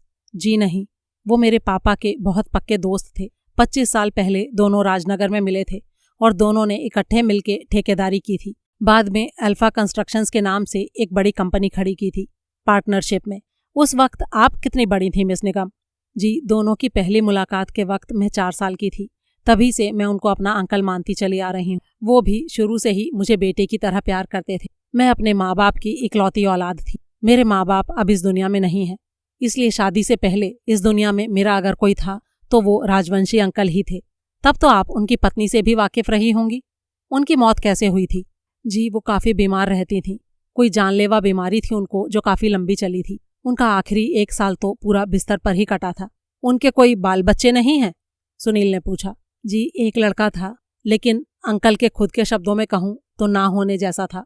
शुरू में तो ठीक ठाक था, लेकिन बाद में पता नहीं क्या हुआ कि उसकी ना तो पढ़ाई में रुचि रही और ना ही अंकल के बिजनेस में। एक वक्त था जब अंकल उसकी शादी मुझसे करना चाहते थे, लेकिन फिर बाद में वो खुद ही कहने लगे कि वो मेरे काबिल नहीं था। असल में वो किसी के भी काबिल नहीं था। क्या आपको अपने अंकल की इस बात से इत्तफाक था? जी, इस बारे में मैं कोई राय जाहिर नहीं कर सकती, क्योंकि मेरा और समीर का बचपन का ही साथ रहा था। समीर उनके बेटे का नाम था।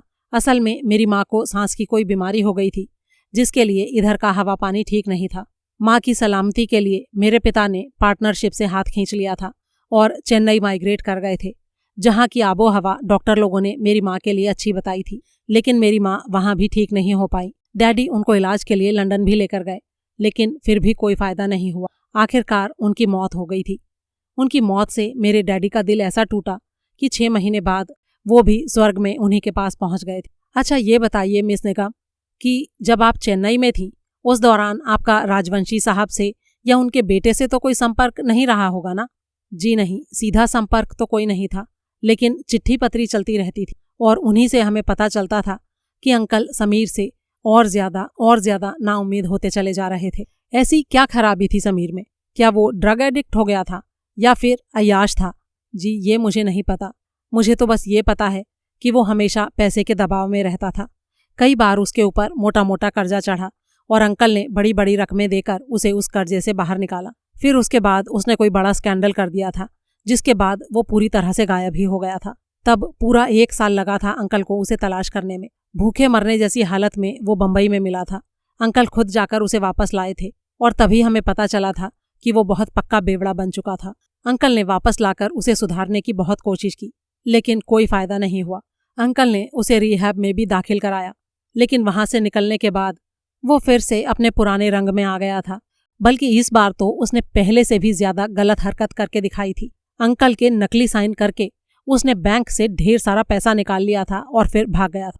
उसकी इस हरकत के कारण अंकल को उससे ऐसी विरक्ति हो गई थी कि वो समीर के नाम का जिक्र आने तक से भी भड़कने लगे थे। तभी उन्होंने अपना पूरा कारोबार बेच दिया था और यहाँ सोलर पॉइंट पर आकर रहने लगे थे। उन्हीं दिनों मेरे डैडी की मौत हुई थी।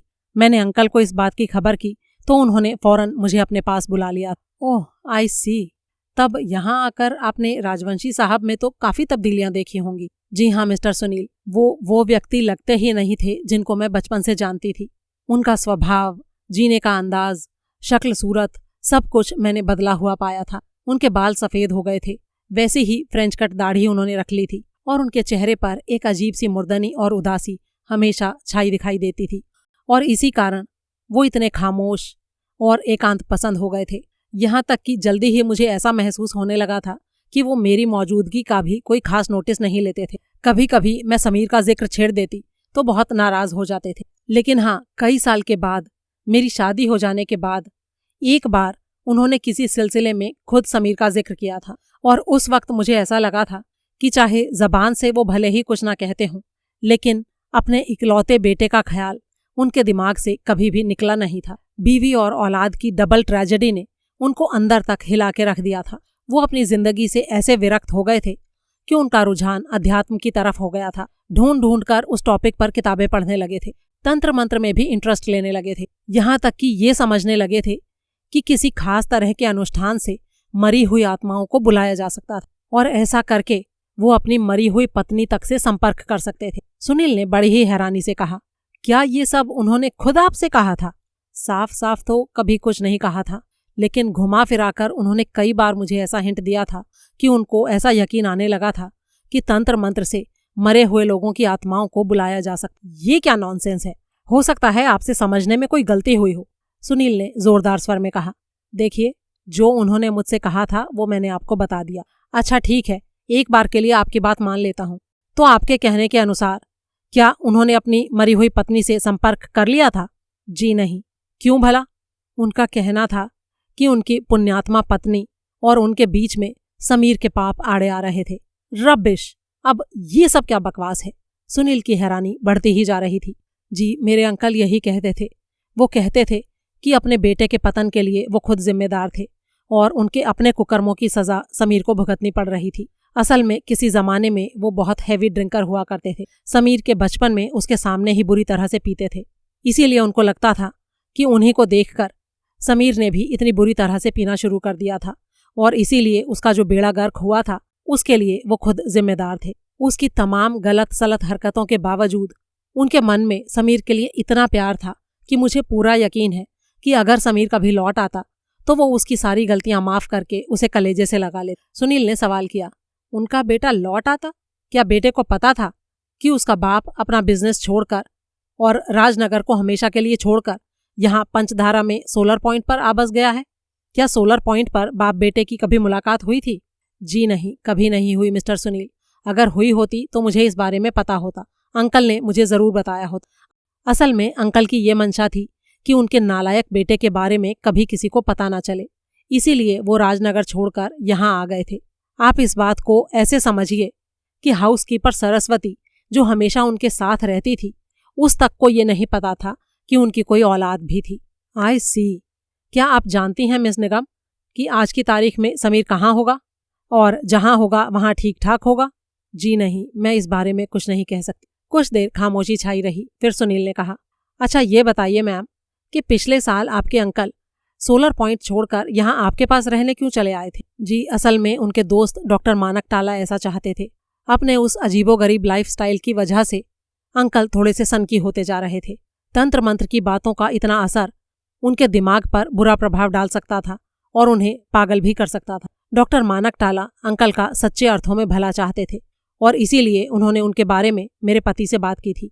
उन्होंने मेरे पति को कहा कि वो अंकल को मनाए कि वो सोलर पॉइंट की तन्हा जिंदगी को छोड़कर किसी ऐसी जगह पर जाकर रहें जहां उनके आसपास और लोग मौजूद हों। मेरे पति ने अंकल से इस बारे में बात की, लेकिन वो तो सुनने तक को राजी नहीं थे। हमने उनको ये तक कहा कि चाहे वो सोलर पॉइंट पर ही रहें, लेकिन कम से कम कहीं आते जाते तो रहा करें, लोगों से मिलते रहा करें। तब उन्होंने बड़े ही अनमने मन से कहा कि अच्छा वो सोचेंगे। एक हफ्ते बाद एक शाम अचानक वो यहाँ पहुंच गए। उस वक्त मैं रेडियो सुन रही थी। अंकल ने उस रेडियो में काफी रुचि दिखाई। मेरे पति ने इस बात को नोट किया और उन्होंने खुद एक रेडियो सेट असेंबल करके उसे सोलर पॉइंट उनके पास पहुंचा दिया। बाद में जब हमने हाउसकीपर से पूछा तो पता चला कि वो नियमित रूप से वो रेडियो सुनने लगे थे। लेकिन ये सब कुछ ही अरसा चला। कुछ महीने तो अंकल उस रेडियो की वजह से अच्छे मूड में दिखाई दिए, लेकिन बाद में वो अचानक फिर से टेंशन और चिंता में दिखाई देने लगे थे। एक बार मैंने बहुत जिद पकड़कर उनसे उनकी चिंता का कारण पूछा तो बड़ी मुश्किल से उन्होंने कबूल किया था कि अब उनको भी ऐसा लगने लगा था कि उनको सोलर पॉइंट छोड़ देना चाहिए था। उनके इस फैसले से मैं आपको बता नहीं सकती मुझे कितनी खुशी हुई थी। लेकिन उन्होंने अचानक वो फैसला लिया क्यों? अपनी जिद छोड़ी किस लिए? सुनील ने पूछा। मैंने भी उनसे ये बात पूछी थी मिस्टर सुनील, और जो जवाब उन्होंने दिया उससे मुझे ये लगा कि उन्होंने जिद नहीं छोड़ी थी, बस सिर्फ जिद की डायरेक्शन बदल दी थी। उन्होंने मुझसे कहा कि मेंटल टेलीपैथी से आखिरकार वो अपनी मरी हुई पत्नी की आत्मा से संपर्क करने में कामयाब हो गए थे। लेकिन सोलर पॉइंट पर कोई ऐसी ताकत सक्रिय थी जिससे कि वो अपनी पत्नी से पूरी तरह से संपर्क नहीं स्थापित कर पा रहे थे, और उसी के लिए वो जगह बदलनी जरूरी थी। ये सारी बातें ज्यादा ठीक से तो मेरी समझ में नहीं आई, लेकिन मैं इसी बात से खुश थी कि आखिरकार वो सोलर पॉइंट का पीछा छोड़ने को तैयार हो गए। इसीलिए मैंने उस बात को वहीं खत्म कर दिया था। समझा। अच्छा, ये बताइए कि क्या उनके यहाँ आपके साथ आकर रहने में आपको कोई परेशानी नहीं थी? जी नहीं, बिल्कुल कोई भी परेशानी नहीं थी। ये बंगला बहुत ज्यादा बड़ा तो नहीं है, लेकिन यहाँ हम 2 ही लोग रहते हैं। उस लिहाज से यहाँ काफी जगह है। एक गेस्ट रूम है जिसमें शायद ही कभी कोई आकर रुकता है, और 2 और कमरे तो हमने पक्का ही बंद करके छोड़े हुए हैं। अंकल यहाँ पूरी आज़ादी और अपनी पूरी प्राइवेसी के साथ रह सकते थे। हमने उनको अपने यहाँ आकर रहने की ऑफर दी। उन्होंने उसे फौरन तो कबूल नहीं किया, लेकिन बोले कि सोचकर बताएंगे। फिर 1 हफ्ते बाद बोले कि उनकी अपनी बीवी से बात हो गई थी। बात हो गई थी मतलब? सुनील ने बीच में टोका। मतलब उनका अपनी बीवी से संपर्क हो गया था टेलीपैथी के जरिए। तौबा, ये क्या बकवास है। खैर, क्या बोला उनकी बीवी ने? सुनील ने हैरानी से पूछा। जी यही कि उनके यहाँ हमारे साथ आकर रहने में कोई हर्ज नहीं था, और इसीलिए 2 दिन बाद ही वो हमारे साथ यहाँ रहने के लिए आ गए। सोलर पॉइंट वाले मकान को वो जैसा था वैसा ही रहने देना चाहते थे, क्योंकि उनको लगता था कि उनका कभी भी वहां वापस जाकर रहने का मन बन सकता था। हमें तो इस बात से कोई फर्क नहीं पड़ता था कि वो मकान पर अपना कब्जा बनाए रखते या उसे किराए पर देते या बेच देते। तो यहाँ आकर क्या वो ठीक ठाक रहे, खुश खुश? जी हाँ, ना सिर्फ वो ठीक ठाक रहे, बल्कि अकेले रहने की जिद भी उन्होंने छोड़ दी। हम लोगों के साथ ही खाना खाते थे, उठते बैठते थे, लेकिन हाँ, अनजान लोगों से मिलने में फिर भी परहेज करते थे। ठीक है, समझ गया मैम। अब लाख रुपए का सवाल ये है कि कल रात वो अचानक सोलर पॉइंट वापस क्यों पहुंच गए? अकेले वो वहां पर क्या करने गए थे? इसी बात का तो मुझे बहुत अफसोस है। काश मैंने उनको ना जाने दिया होता। एक बार हमारे यहाँ सेटल हो जाने के बाद से उन्होंने फिर कभी वहां जाने की मंशा जाहिर नहीं की थी। कभी कभी हम लोग वहां जाते थे और घर को खोलकर उसका मुआयना करके आधा 1 घंटे में वापस आ जाते थे, लेकिन रहने के लिए वहां जाने के बारे में उन्होंने कभी नहीं कहा था। परसों सुबह मेरे पति ने कहा कि वो राजनगर जा रहे थे और उनको लौटने में कुछ दिन का टाइम लगने वाला था। असल में कारोबार के लिए उनको कई बार ऐसे जाना पड़ता है। हर 15-20 दिन के बाद वो ऐसे ही घर से जाते हैं, कई बार तो हर हफ्ते भी जाते हैं। किस चीज का कारोबार है आपके पति का? जी वो बीज बेचते हैं। हमारे यहाँ फार्म पर बेचने के लिए बीज तैयार किए जाते हैं। और उनको बेचने के लिए वो सिर्फ राजनगर ही जाते हैं? सुनील ने पूछा। जी नहीं, और जगह पर भी जाते हैं, लेकिन और जहां भी जाते हैं राजनगर से होकर ही जाते। अच्छा ठीक है, फिर क्या हुआ? परसों सुबह यहाँ से रवाना होने से पहले वो अंकल से भी मिले और उनसे पूछा कि क्या उनको राजनगर से कुछ मंगाना तो नहीं था। कंस्ट्रक्शन के अपने बिजनेस के टाइम से ही अंकल का राजनगर के एक बैंक में अकाउंट है। अंकल को उधर से कभी कुछ मंगवाना होता था तो बैंक से पैसा ही मंगवाना होता था, और उसके लिए वो चेक काट कर मिस्टर निगम को दे देते थे। जी हाँ, उनका और तो कोई काम उधर होता नहीं था। फिर मेरे पति के जाने के बाद कल सुबह अंकल मेरे पास आए और बोले कि उनको उस रात सोलर पॉइंट पर रहने जाना था। मुझे ये सुनकर बड़ी ही हैरानी हुई। हमारे साथ रहते हुए उन्होंने पहले कभी ऐसा इरादा जाहिर नहीं किया था। अब 1 साल के बाद अचानक वो रात भर वहां रुकने के लिए पता नहीं क्यों बोल रहे थे। मैंने उनसे पूछा भी कि वो अपने साथ किसको ले जा रहे थे। मुझे लगा था कि वो सरस्वती जोशी का नाम लेंगे, लेकिन उन्होंने कहा कि उनको किसी की जरूरत नहीं थी। मैंने खुद चलने का ऑफर किया तो उन्होंने उससे भी इनकार कर दिया। बहुत जिद करके बोले कि वो वहां रात को अकेले ही रहना चाहते थे। मेरे बहुत जोर देने पर आखिरकार उन्होंने बस इतना ही कहा कि वो कोई तांत्रिक अनुष्ठान करना चाहते थे जिसकी कामयाबी पर उन्हें संदेह था, और इसीलिए वो नहीं चाहते थे कि उस वक्त कोई और वहां मौजूद रहे। इसके बाद मैंने उनसे और कुछ नहीं कहा। शाम की चाय के बाद मैं उनके साथ चली गई और उनको वहां छोड़कर लौट आई। लौटने से पहले मैंने वहां की झाड़ बुहार भी की थी। बस वो वही आखिरी मौका था जब मैंने उनको जिंदा देखा था। कुछ देर खामोशी छाई रही। फिर सुनील ने पूछा, इस बात के बारे में और किस किस को पता था? किसी को भी नहीं। मैंने तो किसी को कुछ नहीं बताया था, लेकिन किसी नौकर चाकर ने वैसे ही कुछ सुन लिया हो तो कह नहीं सकती। या फिर हो सकता है किसी नौकर ने अंदाजा लगा लिया हो, क्योंकि मैंने रसोइये को बोला था कि आज अंकल के लिए डिनर नहीं बनेगा, तो शायद उससे वो कुछ समझ गया हो। ये भी तो हो सकता है मिस कि आपके अंकल ने निगम साहब को कुछ बोला हो परसों उनके यहाँ से रवाना होने से पहले। जी नहीं, अगर ऐसा हुआ होता तो मेरे पति ने इस बारे में मुझे जरूर बताया होता। ओह, अच्छा ये बताइए कि मिस्टर निगम वापस कब लौटेंगे? जी पता नहीं। यहाँ इतनी बड़ी घटना हो गई मिस, और आपने उसकी अपने पति को खबर करने की कोशिश नहीं की? जी मैंने की थी। सदमे से उभरते ही मैंने राजनगर होटल पैनोरामा में फोन लगाया था, जहां वो हमेशा रुकते हैं। होटल से मुझे पता चला कि वो परसों से वहां पहुंचे हुए थे, लेकिन उस वक्त होटल में नहीं थे। सुबह नाश्ते के बाद वो तारकपुर चले गए थे। तारकपुर में उनका रेगुलर सर्किट है, जिसको वो हमेशा आखिर में अटेंड करते हैं। उसके बाद वो या तो सीधे यहाँ लौटते हैं या फिर रात राजनगर में गुजार कर अगली सुबह यहाँ आते हैं। मैंने होटल में उनके लिए ये मैसेज छोड़ दिया था कि उनके आते ही उनको घर फौरन लौटने को कह दिया जाए। अच्छा ठीक है, अब हमें इजाजत दीजिए। हमें अपना टाइम देने का धन्यवाद। फिर सुनील और अर्जुन वहां से रुखसत हो गए। जब वो अपनी कार की तरफ जा रहे थे, तभी एक होंडा अकॉर्ड उनकी तरफ बढ़ी, उनके पहलू से गुजरी और निगम फार्म के खुले फाटक के भीतर दाखिल हो गई। सुनील ने कहा, चेले, गाड़ी चलाने वाले को देखा? हाँ बिल्कुल देखा गुरुजी, बड़ा ही फूंफा वाला नौजवान था। पहचाना नहीं चेले? नहीं पहचाना तो नहीं गुरुजी। क्या आपने पहचाना? बिल्कुल पहचाना माय फर्स्ट बॉर्न। ये बादल बिजवाल है, शिपिंग मैग्नेट मणिशंकर बिजवाल का बेटा। ये भला यहाँ किस काम से आया हो? इस सवाल का अर्जुन के पास कोई जवाब नहीं था। 1 किलोमीटर का रास्ता फिर से पैदल तय करके सुनील वापस सोलर पॉइंट पहुंचा।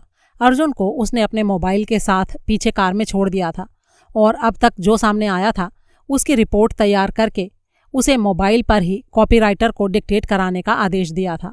इमारत का अगला भाग अभी भी पहले की तरह सुनसान था और मुख्य दरवाजा मजबूती से बंद था। वो पिछवाड़े में पहुंचा, लेकिन वहां एक एम्बुलेंस खड़ी थी जिस पर लिखा था एम्बुलेंस राजनगर पुलिस। वो दबे पांव फिर से इमारत के अगले हिस्से में लौट आया। हाउसकीपर सरस्वती जोशी के बताए अनुसार मकतूल का पहली मंजिल पर स्थित बेडरूम मौकाए वारदात के यानी उसके सिटिंग रूम के ऐन ऊपर था। उसने सिर उठाकर उस पर नजर डाली। ऊपर एक 5 फुट करीब चौड़ी खिड़की थी जो मजबूती से बंद दिखाई दे रही थी। खिड़की के नीचे जमीन पर पेड़ों से टूटी हुई पत्तियां जमा थीं, लेकिन वो बिछे हुए कालीन जैसी एक रूप और समतल थीं, जिसका साफ मतलब था कि उधर हाल ही में किसी के कदम नहीं पड़े थे।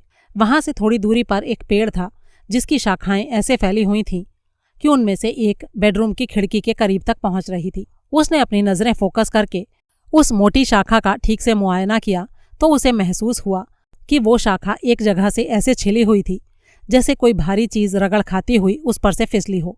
फिर उसकी नजरें शाख से होती हुई पेड़ से नीचे सरकने लगीं। पेड़ के मोटे तने के एक स्थान पर पहुंचकर उसकी नजरें टिक गईं। उस जगह पर पेड़ की छाल छिली हुई थी और साफ लग रहा था कि वो हाल ही में छिली थी। इसका मतलब था कि हमलावर उस पेड़ के जरिए खिड़की के रास्ते भीतर दाखिल हुआ था या बाहर निकला था, या फिर दाखिल भी हुआ था और फिर बाहर भी निकला था। तो निकलकर वो आगे किधर गया होगा? इमारत के उस पहलू में खुले अहाते से आगे पेड़ों के बीच से गुजरती एक पगडंडी थी। सुनील उसी की तरफ बढ़ गया। एक किनारे से होते हुए वो सावधानी से आगे बढ़ा। 10-12 कदम चलने के बाद ही वो अचानक ठिठक कर रुक गया। आगे एक पेड़ के तने के करीब सूखी पत्तियों और टहनियों से एक डोरी बाहर झांक रही थी। उसने झुककर उस डोरी को ध्यान से देखा तो पाया कि एक सूए की आंख जैसी वहां दिखाई दे रही थी जिसमें वो डोरी पिरोई हुई थी। उसने सावधानी से पत्तियों को परे सरकाया तो एक बड़ा विशाल सूआ दिखाई दिया। मोटे तौर पर उसकी शक्ल बोरियां सीने वाले सूए जैसी ही थी, लेकिन आकार में वो उससे कई गुना बड़ा था। इतना बड़ा कि लोहे का खूंटा जैसा दिखाई पड़ता था। सिर की तरफ से जिधर की आंख में डोरी पिरोई हुई थी वो कोई 1 इंच व्यास का था, जो कि 10 इंच परे दूसरे सिरे तक पहुंचता और व्यास में कम होते होते एक तीखी नोक बन गया था। सुनील इस औजार को खूब अच्छी तरह से पहचानता था। आखिरकार सालों से वो एक ऐसे महानगर में रहता था जो समुद्र के किनारे बसा था और एक बिजी बंदरगाह भी था। वो औजार था नाविकों और मल्लाहों के काम में आने वाली एक नुकीली कांटी जो उलझी हुई रस्सियों और तारों को सुलझाने के काम आती। आंख की तरफ कांटी पर और आंख के करीब डोरी पर सूख चुका खून साफ लगा दिखाई दे रहा था। डोरी के साथ ही 3-4 सफेद बाल चिपके हुए भी दिख रहे थे। ये साफ पता लग रहा था कि कातिल ने नुकीले भाग की तरफ से कांटी को पकड़कर उसके वार मकतूल की खोपड़ी पर किए थे। तभी पीछे कहीं इंजन स्टार्ट होने की आवाज आई। ये पुलिस की एम्बुलेंस थी जो अब वापस जा रही थी। सुनील करीब करीब दौड़ता हुआ फिर से इमारत के पिछवाड़े पहुंच गया। वहां कृपाराम पहले से ही मौजूद था। सुनील पर नजर पड़ते ही वो नाराजगी भरे स्वर में बोला, सुनील बाबू, आप फिर आ गए? हाँ आ तो गया, लेकिन इस बार आपके लिए बड़ी अच्छी खबर लेकर आया हूँ कृपाराम जी। लगता है इस केस को हल करने का सेहरा आप ही के सिर बंधने वाला है। कृपाराम ने बेवकूफों की तरह पलकें झपकाईं और सुनील की तरफ देखा। क्या मतलब? मतलब ये कृपाराम जी कि आपने एक ऐसी चीज ढूंढ निकाली है जो कातिल की शिनाख्त और उसकी गिरफ्तारी की तरफ एक बड़ा मजबूत कदम बन सकती है। मैंने ढूंढ निकाली है? क्या भला? आलाए कत्ल यानी मर्डर वेपन। और अब आप ये भी जानते हैं कि कातिल इमारत में किस रास्ते से दाखिल हुआ था और किस रास्ते से निकला था। ये आप क्या कह रहे हैं सुनील बाबू? मेरी तो कुछ समझ में नहीं आ रहा है। मेरे साथ आइए, सब समझाता हूँ। सुनील ने उसे पहले वो पेड़ दिखाया और फिर पत्तियों के ढेर में छुपी वो कांटी, और ये भी बताया कि वो एक खास किस्म का औजार था जो सेलर्स के इस्तेमाल में आता था। कृपाराम ने कांटी को ध्यान से इस तरह पकड़ा कि अगर उसके ऊपर कोई उंगलियों के निशान हों तो वो साफ ना हो जाएं। फिर उसने उसका बारीकी से मुआयना किया। काफी वजनी है ये, और इसमें भी कोई शक नहीं कि इसी से कत्ल किया गया है। लेकिन कातिल इसे यहाँ इस तरह से छुपाकर क्यों फेंक गया? सुनील ने मुस्कुराते हुए कहा। यही तो ध्यान देने लायक बात है कृपाराम जी। कातिल इसे छुपाकर नहीं फेंक गया है, जानबूझकर रख गया है। एक बार मकतूल के बेडरूम की खिड़की और आगे के पेड़ की तरफ ध्यान जाने के बाद इस पगडंडी की तरफ भी ध्यान जाना लाजमी है। और ये जो औजार है यानी ये कांटी, इसको पत्तियों के ढेर में इस अंदाज में रखा गया है जो साफ साफ दिखे भी नहीं और छुपे भी नहीं। जरा इसकी आंख में पिरोई गई डोरी पर गौर फरमाइए। डोरी की पोजीशन ऐसी थी कि पगडंडी से गुजरते किसी भी आदमी को दिखाई दिए बिना रह ही नहीं सकती थी। तो अब सोचने वाली बात यह है कि जिसने 10 इंच लंबा ये औजार सूखी पत्तियों और टहनियों में दफनाया, उसने डोरी क्यों बाहर छोड़ दी भला? ये तो आप जानते ही होंगे कृपाराम जी कि किसी जगह को पिन पॉइंट करना हो तो उसके ऊपर कोई निशानी लगा दी जाती है, जैसे कोई पत्थर रख दिया जाता है या कोई डंडी गाड़ दी जाती है। तो ये जो डोरी है ये भी इस जगह को पिन पॉइंट करने के लिए पत्तियों के ढेर से बाहर जानबूझकर छोड़ी गई है, ताकि पुलिस को मर्डर वेपन की बरामदी में कोई दिक्कत पेश ना आए। कृपाराम ने हैरानी से पूछा। तो तुम्हारा मतलब ये है कि कातिल मर्डर वेपन को बरामद कराना चाहता था? जी हाँ, बिल्कुल। तो फिर कत्ल के बाद उसने इसे मौकाए वारदात पर ही क्यों नहीं छोड़ दिया? कृपाराम ने पूछा। वो इसलिए कृपाराम जी कि अगर आप इस हथियार को मौकाए वारदात से लाश के पहलू से बरामद करते तो उसकी इस खासियत की तरफ आपका ध्यान ही नहीं गया होता। तब ये सिर्फ एक हथियार होता, जैसे फायर एस्केप के पास पड़ी लोहे की वो छड़। ये एक खास हथियार की तरह आपके ध्यान में नहीं आता। अच्छा ये बताइए, क्या आपने मकतूल के बेडरूम का मुआयना किया था? कृपाराम थोड़े दबे स्वर में बोला। किया तो था, लेकिन तंबाकू के पाउच और पाइप को ढूंढने के लिए ही किया था बस। वो दोनों चीजें मिली वहां आपको? नहीं। खिड़की की तरफ ध्यान नहीं दिया आपने? वो असल में नीचे के सारे खिड़की दरवाजे तो मैंने चेक किए थे, लेकिन उस खिड़की की तरफ ध्यान नहीं दिया। पहली मंजिल की किसी खिड़की के खुले या बंद होने से कोई फर्क नहीं पड़ता था ना, क्योंकि उस तक बाहर से पहुंचा नहीं जा सकता था, बस इसीलिए मैंने ध्यान नहीं दिया। लेकिन महाराज, अब तो आपने खुद देख लिया ना कि उस खिड़की से वहां तक पहुंचा जा सकता था। लेकिन सुनील बाबू, उस डाली में और खिड़की में काफी फासला है। मुझे अब भी शक है कि वहां से खिड़की तक नहीं पहुंचा जा सकता था। तो आप अपना शक दूर क्यों नहीं कर लेते कृपाराम जी? वहां चलकर खिड़की की तरफ से डाल को खुद ही देख लीजिए। कृपाराम ने सहमति में सिर हिलाया और फिर घूमकर पगडंडी पर वापस चलने लगा। सुनील भी उसके पीछे पीछे हो लिया। रास्ते में सुनील ने कहा, नीचे की खिड़कियां बंद मिलना ये साबित नहीं करता कि उनमें से कोई आने जाने का जरिया नहीं बनी थी। हो सकता है जब कातिल आया हो तब कोई एक खिड़की खुली रह गई हो और उसके रास्ते अंदर दाखिल होकर उसे कातिल ने खुद बंद कर दिया हो। तो फिर वो बाहर कैसे निकला होगा सुनील बाबू? वो तो बहुत ही आसान है, सामने के दरवाजे से। उसके ऊपर स्प्रिंग लॉक है जो भीतर से बिना चाबी के खाली मूठ घुमाकर खोला जा सकता, और बाहर निकल जाने पर उसे खींचने पर दरवाजा ऑटोमेटिक तरीके से बंद हो जाता है। अब तक वो दोनों इमारत के पिछवाड़े में पहुंच चुके थे। पिछले रास्ते से वो अंदर दाखिल हुए। दोनों हवलदार वहां मौजूद थे। कृपाराम ने जरूरी निर्देशों के साथ डोरी और कांटी हवलदार होतूराम को सौंप दी और आगे बढ़ गया। पहली मंजिल को जाने वाली सीढ़ियां फ्रंट हॉल में थीं, जिसमें कि सामने का दरवाजा भी था। जब वो हॉल में सीढ़ियों के करीब पहुंचे तो सुनील ने शीशम की भारी और मजबूत लकड़ी से बने उस दरवाजे का मुआयना किया। उसके ऊपर वैसा ही आधुनिक स्प्रिंग लॉक लगा था जिसकी सुनील ने कल्पना की थी और जिसके मैकेनिज्म को भी वो अच्छी तरह जानता था। उस लॉक की मूठ में एक बटन था जो दबा हो तो दरवाज़ा चौखट से भिड़ने पर अपने आप लॉक हो जाता था, लॉक की जो बाहर की तरफ मूठ होती थी उसके ऊपर वैसा बटन नहीं होता था, यानी कि वो ऑटोमेटिक लॉक सिर्फ अंदर की तरफ से ही सेट किया जा सकता था। दरवाज़ा पल्ले से टकराने पर खुद लॉक हो जाए और बाहर से ना खुले, उसके लिए वो बटन दबा हुआ होना जरूरी होता था। बाहर से उसे चाबी लगाकर ही खोला जा सकता था। वो बटन उस वक्त भी दबा हुआ था, लेकिन साथ ही दरवाजे के टॉप पर लगी चिटकनी भी चढ़ी हुई थी और ये चिटकनी सिर्फ अंदर से ही बंद की जा सकती थी। सुबह से ही स्वरूपा निगम से शुरू होकर जो भी आवाजाही वहां हुई थी वो सब पिछवाड़े के दरवाजे से थी और राजवंशी की मौत के बाद से किसी की वहां आवाजाही का ना कोई मतलब था और ना ही वो आवाजाही मुमकिन थी, सिर्फ एक स्वरूपा निगम के अलावा। तो इसका मतलब ये था कि वो चिटखनी पिछली रात से ही चढ़ी हुई थी और कत्ल के बाद कातिल उस रास्ते से बाहर नहीं निकला था। अब सुनील को और भी यकीन होने लगा था कि वो पहली मंजिल के बेडरूम की खिड़की के रास्ते ही वहां से फरार हुआ था। सीढ़ियां तय करके दोनों पहली मंजिल पर पहुंच गए। मकतूल का बेडरूम एक साफ सुथरा कमरा था जहां बेड के अलावा एक वार्डरोब थी, एक राइटिंग टेबल थी और 2 कुर्सियां थीं। एक कुर्सी पर एक छोटा सा खुला हुआ सूटकेस रखा था जिसमें कुछ कपड़ों के अलावा और कुछ नहीं था। वहां पर जो चीज अनायास ध्यान अपनी तरफ खींचती थी वो थी आबनूस की लकड़ी की बनी एक एंटीक अलमारी। उसके दरवाजों पर हुई पच्चीकारी देखते ही बनती थी। ये अलमारी करीब 6.5 फुट लंबी, 4 फुट चौड़ी और 2.5 फुट गहरी थी और उस वक्त बंद थी। दोनों खिड़की के करीब पहुंच गए। 5 फुट की उस खिड़की में 3 पल्ले थे। उनमें से दाएं बाएं के 2 पल्ले मजबूती से भीतर से बंद पाए गए, लेकिन बीच वाले पल्ले की चिटखनी नहीं लगी हुई थी और वो अपनी चौखट से पूरी तरह मिला हुआ भी नहीं था। कृपाराम ने बीच का पल्ला पूरा खोला और बाहर झांका। खिड़की के बाहर उसकी निचली चौखट के करीब 1 फुट चौड़ा प्रोजेक्शन था जो धूल मिट्टी और सूखी पत्तियों से अटा पड़ा था, लेकिन प्रोजेक्शन के बीच की एक जगह पर से पत्तियां सरकी हुई थीं, धूल हटी हुई थी और नीचे से प्रोजेक्शन के पत्थर का लाल रंग झांक रहा था।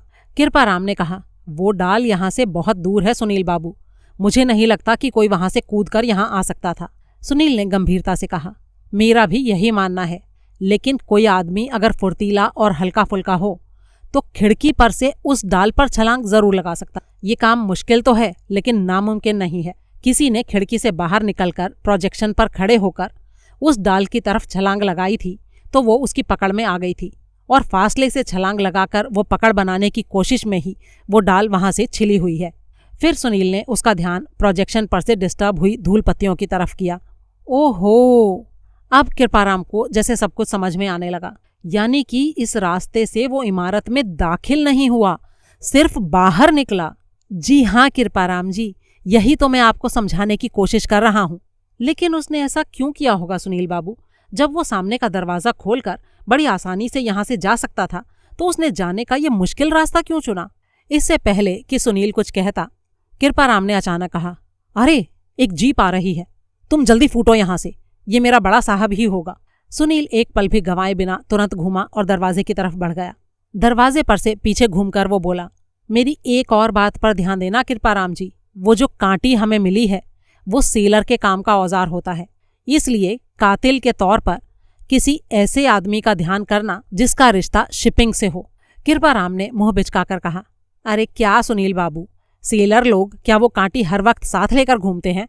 बिल्कुल पते की बात की आपने कृपाराम जी। अब ये भी सोचना कि ये वाला सेलर कांटी को साथ लेकर क्यों घूम रहा था। ना सोच सको तो मैं बता दूं कि वो इसलिए था क्योंकि वो घर से ही कत्ल का इरादा करके आया था और कत्ल के लिए उसे एक हथियार की जरूरत थी, इसलिए कांटी साथ लेकर आया था। इतना कहकर सुनील फुर्ती से दरवाजे से बाहर निकल गया। इससे आगे की कहानी के लिए सुने सुरेंद्र मोहन पाठक के उपन्यास स्कैंडल पॉइंट का दूसरा भाग।